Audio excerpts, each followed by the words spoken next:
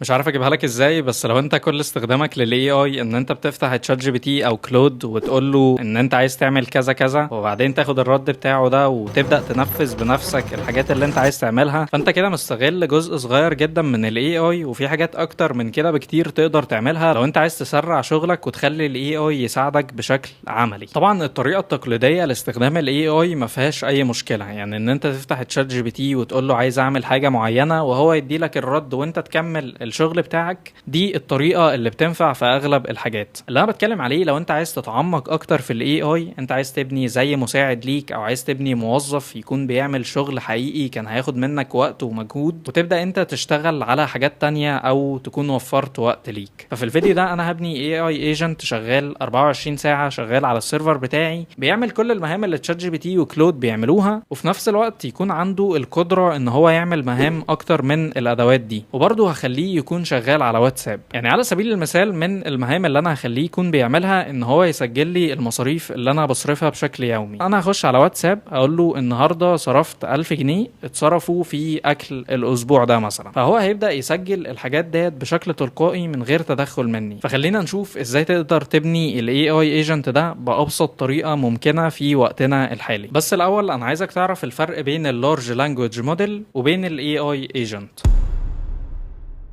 اللارج لانجويج موديل زي تشات جي بي تي او كلود او ايا كان اللي منتشر عنهم صوره ان هما الاي اي دول اي اي تشات بوت، يعني هو نموذج اتدرب على كميات مهوله من المعلومات، فبتلاقي ان هو بيقدر يساعدك في اغلب المهام. يعني لو انت سالته على اي مجال معين او سالته على اي حاجه معينه هتلاقيه عنده معلومات عنها. يعني على سبيل المثال لو انا دخلت دلوقتي لتشات جي بي تي وقلت له ان انا عايز ابعت ايميل لعميل اعرض عليه خدماتي في الويب ديفلوبمنت وان انا هقدر اساعد البيزنس بتاعه من خلال كذا وكذا وكذا وكذا، الاقي ان تشات جي بي تي بدا يرد عليا ويكتب لي الايميل ده بالفعل بطريقه ممتازه ويكون جاهز ان انا ابعته للعميل. يبقى انا كده الانبوت بتاعي هو البرومبت او الرساله اللي انا طلبت فيها الايميل، والاوتبوت هو الايميل الفعلي اللي تشات جي بي تي اداهولي. يبقى الموضوع خلص لحد هنا. هاجي مثلا اسال تشات جي بي تي اقول له طب انت تعرف اخر ايميل انا بعته كان عامل ازاي؟ هيبدا يقف لحد هنا وهيقول لي ان هو ما يعرفش. يبقى من هنا نستنتج حاجه مهمه، ان الاي اي موديلز دي متدربه على معلومات كبيره جدا، بس المعلومات دي مش شخصيه او ملهاش علاقه بنور. وفي نفس الوقت الادوات ديت محتاجه بشري هو اللي يخش يشغلها، يعني محتاجه نور هو اللي يخش يبعت عشان ابدا ارد عليه، هو من نفسه ما كانش هيعمل حاجه. طبعا النماذج دي بدات تتطور وبدات تقدر تربط الاي اي بالايميل بتاعك والكالندر بتاعتك وتديله تعليمات ان هو يقرا الايميل بتاعك والكالندر والكلام ده كله بشكل عادي جدا. فده هينقلنا لجزء تاني انا مش هتعمق في شرحه الفيديو ده، وهي الاي اي ورك فلوز. بس ببساطه ان انت تربط تشات جي بي تي باداه تانية، على سبيل المثال او على نفس المثال بتاعنا هو الايميل. لو انا ربطت تشات جي بي تي بالايميل بتاعي وجيت سالته نفس السؤال، تشات جي بي تي انت تفتكر اخر ايميل انا بعته كان عباره عن ايه؟ فهيبدا وقتها يقرا الايميلات بتاعتي ويقدر يوصل للايميل ده ويبقى عنده معلومات شخصيه عني فعليا. هيجي عندنا بعد كده الاي اي ايجنت. خلينا نفترض ان انا كنت عايز اعمل اكونت على فيسبوك، والاكونت ده انا بنزل بوستات ليها علاقة باخبار في مقالة معينة، بس انا بلخص المقالة دي في البوستات. فعشان كنت اعمل كده من غير الاي اي ايجنت كنت هحتاج اول حاجة ان انا اجمع لينكات المقالات دي، وبعدين الخص المقالات دي، وبعدين ابدأ اكتب البوست بتاعي. وطبعا كل حاجه من دول كنت انا هبدا ادور على اداه ليها. يعني مثلا ان انا اجمع اللينكات كنت هشوف جوجل شيتس مثلا، ان انا الخص المقالات كنت وقتها ممكن استخدم تشات جي بي تي او ايا كان، وان انا اكتب البوست برضو كنت احتاج استخدم تشات جي بي تي او كلود او اكتبه بنفسي. يبقى انا كده كنور او العنصر البشري، انا من غيري ما كانش البوست ده هينزل اصلا. انا اللي جمعت اللينكات وانا اللي لخصت المقالات دي وانا اللي كتبت البوست في الاخر، وانا برضو اللي اخترت الاداه المناسبه لكل حاجه من دول. لو جينا حطينا AI agent مكان نور هتلاقي ان الموضوع بقى ابسط بكتير جدا جدا جدا. كل اللي انا هعمله ان انا هشرح لل AI agent ده انا كنت هعمل ايه، وهو هيبدأ يجمع اللينكات وهيستخدم الأداة المناسبة لتجميع اللينكات، وبعدين يلخص المقالات دي، وبرضه هيستخدم الأداة المناسبة تشات جي بي تي أو كلود أو أيا كان الموديل اللي أنا رابطه بيه، وبعدين هيبدأ يديني الأوتبوت اللي هو البوست نفسه. وبرضه كان هيدور على الأداة المناسبة اللي يكتب بيها البوست بأفضل شكل. يبقى كده نور ما كانش أصلا محتاج يتدخل في أي حاجة من دول. ال AI agent خد المهمة بتاعت نور وهو نفذ لي المهمة دي. يبقى نور وقتها يقدر يعمل حاجة تانية أو يوفر الوقت اللي هو كان هيعمل فيه الشغلانة دي كلها. فخلينا نبدا نشوف ازاي تبني اول اي اي ايجنت خاص بيك، وازاي تبدا تظبطه بالطريقه المناسبه مع طريقه شغلك. يلا بينا. الأداة اللي هنستخدمها عشان نبني أول AI agent لينا هي OpenClaw. الأول أنا عايزك تعرف إن OpenClaw مش منافس لتشات جي بي تي وجيميناي وكلود والكلام ده كله، هو أصلا بيتربط بالأدوات دي عشان تبدأ تنفذ شغلك أو يبدأ الإيجنت ده يستخدم الموديل المناسب ليه.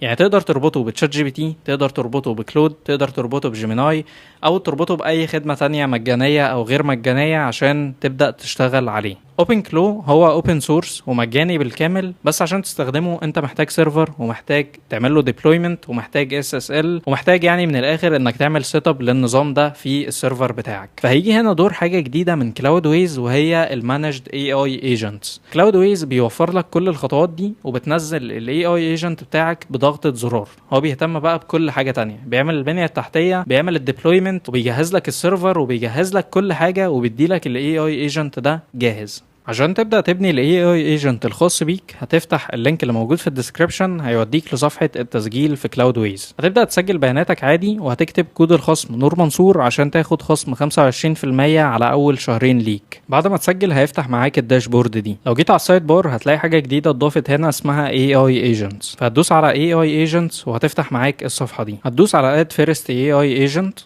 وتبدأ تكتب له اسم، أنا هسميه نور AI مثلا. وبعدين هتبدأ تستخدم الايجنت اللي انت عايز تنفذ بيه الاي اي ايجنت بتاعك. انا هستخدم OpenClaw. لو انت في الشرق الاوسط برضو فالسيرفر اللي في المانيا ده هيكون اقرب حاجة ليك، وكل ما كنت قريب كل ما سرعة الاستجابة بتكون افضل. هتدوس على كونتينيو وتبدأ تختار البلان المناسبة ليك. طبعا اتوقع $5 هتكون كفاية، بس انا ممكن ابدأ $10. هتلاقي بعد كده ال LLM provider، هتلاقي عندك OpenAI وهتلاقي كلود وديجيتال اوشن وحاجات كتيرة.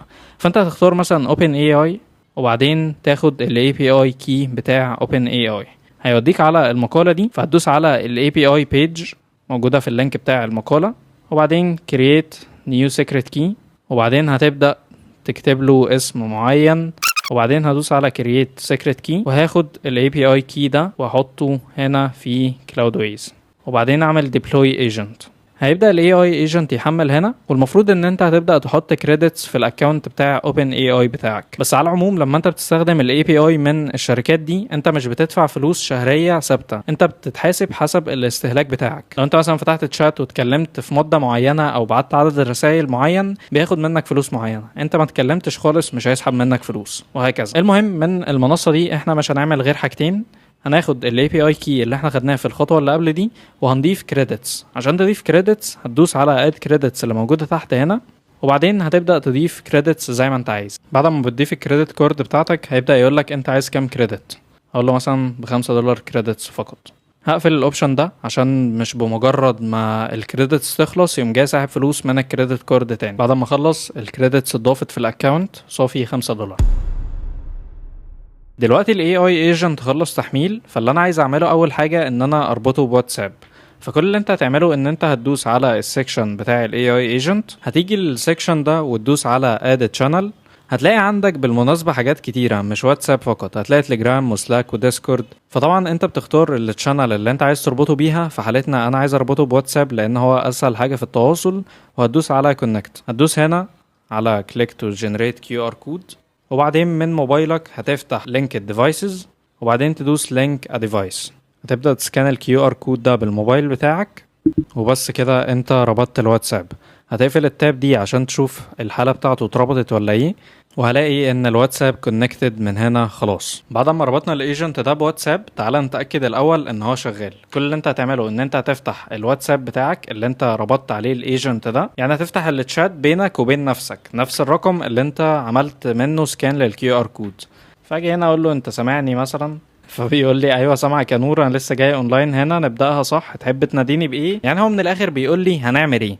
فاللي انا هعمله في الخطوه دي ان انا هديله حاجه اسمها ماستر برومبت. هقول له كل حاجه عن نفسي، هقول له انا عايزه يشتغل ازاي او عايزه يكون بيتعامل معايا ازاي وكل الكلام ده. فانا هجهز دلوقتي البرومبت اللي انا هديهوله اللي فيه كل التفاصيل بتاعتي عشان يفهم الشغل. انا بعت له البرومبت اللي فيه كل التفاصيل، اسمي، الاسلوب بتاعي، ايه الدور اللي هو هيعمله، طريقه الشغل والكلام ده كله. عايز اوريك حاجه في اثناء ما هو بيرد. انت لو رحت كده على اوبن ايجنت اللي موجوده في كلاود ويز هنا، هتلاقي واجهة شبه بتاعة تشات جي بي تي وكلود والكلام ده كله. فلو بصيت هنا هتلاقي بقى ان هو نفس التشات اللي احنا كنا فيه، انت سامعني؟ ايوه سامعك، والرسالة اللي انا بعتها والكلام ده كله. بص هو بيرد هنا اهو. لو فتحنا الواتساب برضو دلوقت، هو لسه ما بعتش لان الرسالة لسه ما خلصتش، بس بص اول ما تتبعت ارجع كده تاني. تمام يا نور، عدلت ايه؟ ثبت اسمي وقال لي عدلت ايه كل حاجه. طيب دلوقتي الحاجه الاساسيه اللي انا قلت ان انا هستخدم فيها الاي اي ايجنت ده ان هو يسجل لي المصاريف بتاعتي. فانا طبعا في الماستر برومت اللي بعته له قلت له ان هو هيعمل شيت هيسجل فيه المصاريف دي. فطبعا هو عمل الشيت ده .csv، وده الفورمات الصح لو انا عايز ارفعه على جوجل شيت بعد كده او ايا كان. بس الفورمات ده شكله فقير جدا وانا مش عارف اقراه كيوزر، فانا عادي بكل بساطه اي حاجه انا عايزها هقدر اقولها له وهو هيشتغل عليها. فانا قلت له فين الملف اللي انت بتسجل فيه محليا؟ فطبعا كان بعت لي الملف ده. فقلت له انا عايز الملف منظم ويكون سهل القراءه زي جوجل شيت. قام جاي باعت لي الملف ده. فطبعا الملف ده بيتحدث بمجرد ما انا اقول له يسجل اي حاجه. يعني تعالوا بشكل مباشر على واتساب هقول له سجل 8000 جنيه مصاريف شراء ملابس جديد بس، ونفتح الشيت اللي هو عمله. تعالوا نشوف هيسجل فيه ولا لا. تم تسجيل مصروف الملابس. فلو انا فتحت كده الشيت ده تاني هلاقي ان فعلا حاطط ديسكريبشن شراء ملابس جديدة، والكاتيجوري حاجة شخصية، والسعر والتاريخ وكل الكلام ده. فكده ممتاز جدا. طبعا انت تقدر تربط الشيت ده بجوجل شيتس، يعني مش شرط تستخدم الشيت ده خالص، انت ممكن تربطه بجوجل شيتس، تربطه باي شيتس انت تستخدمها. كل اللي عليك تعمله ان انت هتساله اربطه بجوجل شيتس ازاي، فهو هيقولك الطريقه اللي تربطه بيها بجوجل شيتس. كل اللي انت هتعمله ان انت هتديله صلاحيه لاكونت جوجل بتاعك. طبعا ما تبعتلوش الباسورد واليوزر نيم، هتعمل حاجه اسمها ابلكيشن باسورد وبتبعتها له. فهو كده بيكون عنده صلاحيه الجيميل، عنده صلاحيه للشيتس، عنده صلاحيه لكل حاجه على حساب جوجل بتاعك. طبعا لو انت عايز تتعمق اكتر في النقطه دي زي ما قلت لك الموضوع بسيط جدا. كل اللي انت عليك حرفيا انك تساله لو انت عايز منه اي حاجه، اي ميزه جديده ايا كان، اساله وهو هيقول لك تعملها ازاي. الاي اي بنفسه يقدر يعلمك ازاي تستخدمه. انت عايز تعمل حاجه معينه هتساله اعمل دي ازاي. عايز تعمل حاجه بتتراك المصاريف بتاعتك هتقول له ازاي اعمل حاجه اتابع بيها المصاريف بتاعتي. عايز تعمل مثلا نظام للمحتوى بتاعك هتقول له ازاي اعمل نظام للمحتوى بتاعي. انت حرفيا دافع له فلوس عشان يقول لك الحاجات دي. فاي حاجه انت عايز تعملها هتساله عليها وهتلاقيه بيساعدك فيها وبيقول لك الخطوات المخصصه ليك انت. طيب بس على العموم لو انت حابب انا اشرح فكره ازاي تربطه باكونت جوجل بتاعك وخدمات جوجل والكلام ده كله، اكتب لي كومنت واعمل فيديو منفصل عن ده يكون متعمق اكتر في النقطه دي وبشرحها بالتفصيل. تعالوا نجرب حاجه من الحاجات اللي انا بحبها جدا في فكره الاي اي ايجنتس،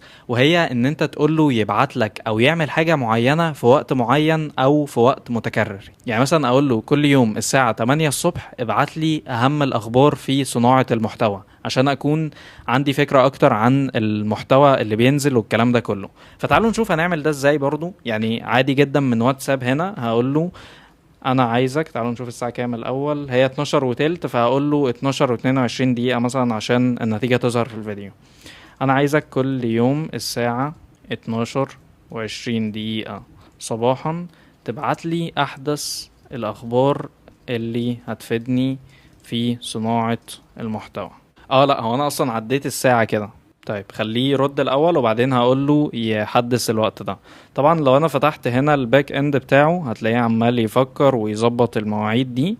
12 هجهز الرسالة بس بحيث اول ما يخلص ابعتها. تم يا نور، عملت مهمة يومية اسمها ديلي كونتنت نيوز بريف. الوقت كل يوم الساعة 12:20 التوقيت القاهرة. الارسال واتساب. المحتوى احدث الاخبار. ممتاز جدا. انا هقول له تمام خليها الساعة 12:24 عشان تتبعت الدقيقة اللي جاية. تم تعديلها ل 12:24. خلينا نشوف هيعمل ايه. فاضل تقريبا حوالي 30 ثانية. هو بيقول لي حتى ان هو اول تشغيل ظاهر انه خلال اقل من دقيقة. طبعا بعت لي التقرير اخر 24 ساعة المفيد لنور فقط، وبعت لي بقى اخر الابديتس في يوتيوب مثلا SEO جوجل. بعت تقرير مفصل جدا باللينكات، فبصراحة رهيب. النتيجة مرضية جدا. انا ما حبيتش الفيديو ده يكون تقيل جدا واتعمق في كل نقطة وازاي تربطه بكذا وازاي تعمله بكذا. انا اديتك الفكرة نفسها، اديتك السيت اب، واديتك حاجات خفيفة كده تفهمك الدنيا ماشية ازاي. فالخطوة دلوقتي ان انت تبدأ في السيت اب، وبعدين تكتب لي في الكومنتس انت مهتم بايه اكتر حاجة، وبعد كده هنبدأ نعمل فيديوز ادفانسد اكتر وفيها تفاصيل اكتر وحاجات عميقة لكل مجال. المهم دلوقتي ان فكرة الواتساب نفسها دي قوية جدا، وانا عايز اعتمد عليها في فكرة تانية، بس مش بالطريقة التقليدية اللي هو نور بيكلم نفسه على واتساب. في فيديو هينزل قريب هيكون عن ازاي تعمل واتساب ايجنت للعملاء بتوعك، مش ليك انت بس. طبعا الاعدادات الحاليه مش بتسمح لك ان هو يكون للعملاء بتوعك، هو بيرد عليك انت بس. فكره الواتساب اللي جايه دي هتكون قويه جدا لاصحاب الشركات او حتى ليك انت كفريلانسر لما هتقدمها لهم، لان الفكره نفسها هتكون مبنيه على ان انت تبني ايجنت للواتساب شغال 24 ساعه بيرد على استفسارات العملاء بتوعك. يعني مثلا انت عندك براند بتبيع فيه ملابس، يبقى انت 24 ساعة هيكون في بوت فاهم اللغة بتاعتك، فاهم الطريقة بتاعتك، بيرد على العملاء بتوعك وفاهم انت عندك ايه بالظبط بتبيعه. طبعا هندربه على كل الكلام ده، وهيكون جاهز 24 ساعة 7 ايام في الاسبوع بيرد على العملاء بتوعك. فانت مش متخيل ده ازاي ممكن يحول المبيعات بتاعتك، او انت كفريلانسر ممكن تبيع الخدمة دي ازاي للعملاء بتوعك. فلو انت مهتم بالفيديو ده اكتب لي عشان ابعت لك لما ينزل. لو عندك اي استفسارات ابعتها لي على انستجرام او اكتب لي في الكومنتس، وبالتوفيق، وهستنى تقولوا لي نتعمق في ايه بخصوص الاي اي ايجنتس في الفيديو اللي جاي.